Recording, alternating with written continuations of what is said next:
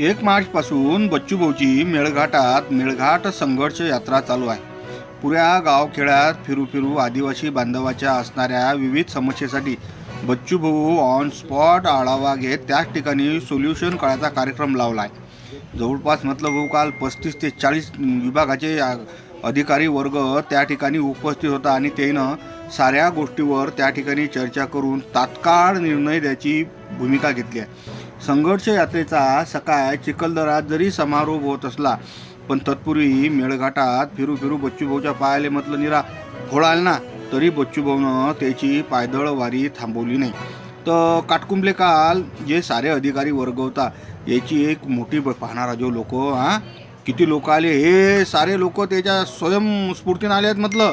नाही तर चला रे गाड्या भराले, चला सभेरे भाऊ तिथं येऊन राहिले रे, असा कोणताच कार्यक्रम नव्हता.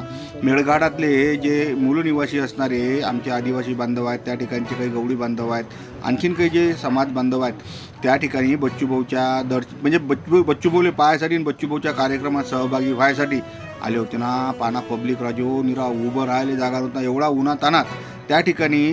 म्हणजे धारणीचे जे एस डी आहेत, IAS माणूस आहे म्हटलं सिद्धार्थ शुक्ला साहेब, हे आले. त्यानं बच्चूभाऊसोबत चर्चा केली. बच्चूभाऊसोबत चर्चा करताना त्यांनी सांगितलं अरे बापा रे काय राजो म्हणे माणूस आहे, साऱ्याच गोष्टीचं ज्ञान आहे. आता ग्रामपंचायत सदस्यापासून तर मंत्री झालेल्या माणसाला सारंच माहीत राहत ना. आता बच्चूभाऊचा स्वतः IAS अधिकारी आहेत ना, हे फॅन झाले आणि त्यानं त्या ठिकाणी विविध समस्याच्या निराकरणासाठी आदेश दिले आहेत. साऱ्यात मी जर कोणतं हे झालोशील तर त्या ठिकाणची पब्लिक पोट आणि ह्या साऱ्या गोष्टीवर जे IAS सिद्धार्थ शुक्ला साहेब यानं बच्चूभाऊची काय स्तुती केली तुम्ही ऐका ना. IAS माणूस बच्चूभाऊबद्दल बोलते पहा. बैठक झालेली आहे. बच्चूभाऊंची संघर्ष यात्राच्या पार्श्वभूमीवर बैठक झालेली आहे. काय सांगाल, नेमकं काय चर्चा झाली?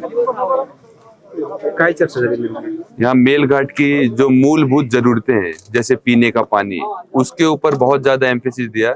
सभी अधिकारियों को ये बोला कि आप नियोजन करिए कि कितने जल्दी से जल्दी आप मेलघाट की मूलभूत सुविधाएं जैसे रोड, पानी, बिजली, इनका क्रियान्वयन करके आप इन प्रॉब्लम्स को कब तक सॉल्व कर सकते हैं, उसके लिए सभी को टारगेट दिया और इस इशू को हाईलाइट किया कि यहाँ की जो प्रॉब्लम्स हैं वो ओवरऑल स्टेट की प्रॉब्लम से डिफरेंट है और बहुत ज्यादा जरूरी है कि हम इसे जल्दी से जल्दी एड्रेस करें, क्योंकि यहाँ के लोगों को एक समस्या ही नहीं बहुत सारी समस्याओं को एक साथ झेलना पड़ रहा है. और मेलघाट जैसे दुर्गम क्षेत्र को फिर से हाईलाइट में लाने के लिए यह मीटिंग काफी कारगर साबित होगी. और यहाँ के मुद्दों को सॉल्व करने के लिए भी आज पूरे अधिकारी लोग जो मिलके बैठे थे, बाकी जो अपने आंदोलनकारी लोग भी थे और बच्चूभाऊ खुद, उन्होंने अच्छे रास्ते निकाले.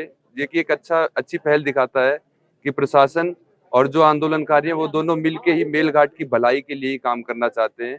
और यहाँ के लोगों की समस्या को हल करना ही प्रशासन का भी एम है और आंदोलनकारियों का भी एम है. और सर, जो शासकीय आश्रम स्कूल है वहाँ पे भी भाऊ ने भेंट दी है, लेकिन उनकी परिस्थिति जो है बहुत ही खराब है. वहाँ पे रहने के लिए जो स्टूडेंट्स है उनके रहने की व्यवस्था नहीं है और जो टीचर्स है, कर्मचारी है, वो भी सिक रूम में रहते हैं. एक रूम में 5-6 जन रह रहे हैं. इसके बारे में आप क्या करेंगे? परिस्थितियों के बारे में हम भी अवगत हैं कि सिचुएशन यहाँ के ZP स्कूल्स हो चाहे आश्रम स्कूल्स हो, थोड़ी ओवरऑल महाराष्ट्र के कंपैरेटिवली यहाँ के स्कूल्स की कंडीशन उतनी अच्छी नहीं है. लेकिन हमने इसको रिकॉर्ड पे लिया है. इस आंदोलन के माध्यम से ये मुद्दा फिर से हमारे सामने आया और इस पे हम जल्दी से जल्दी जो भी एक्शन ले सकते हैं और जितनी भी इम्प्रूवमेंट हम कर सकते हैं, क्योंकि मेलघाट के बच्चों के भविष्य की बात है, उसके लिए हम पूरी तरह से तत्पर हैं, करने के लिए पूरी तरह तत्पर हैं. और यह मुद्दा हमारे सामने फिर से आया, यह भी हमारे लिए एक अच्छी बात है कि रिकॉर्ड पे हम दोबारा ले पाए. वृंदावनाशिवाय तुळशीला शोभा नाही, तुळशीशिवाय अंगणाला शोभा नाही. जसे नटल्याशिवाय मुलींचे सौंदर्य खुलत नाही, उत्तम पोशाखाशिवाय व्यक्तीचे व्यक्तिमत्व झळकत नाही, तसेच जय श्री कृष्णा फॅशन मधून कपडे घेतल्याशिवाय लोकांना चैनच पडत नाही.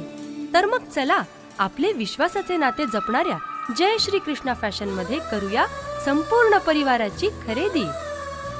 जय श्री कृष्णा फॅशन, सदर बाजार,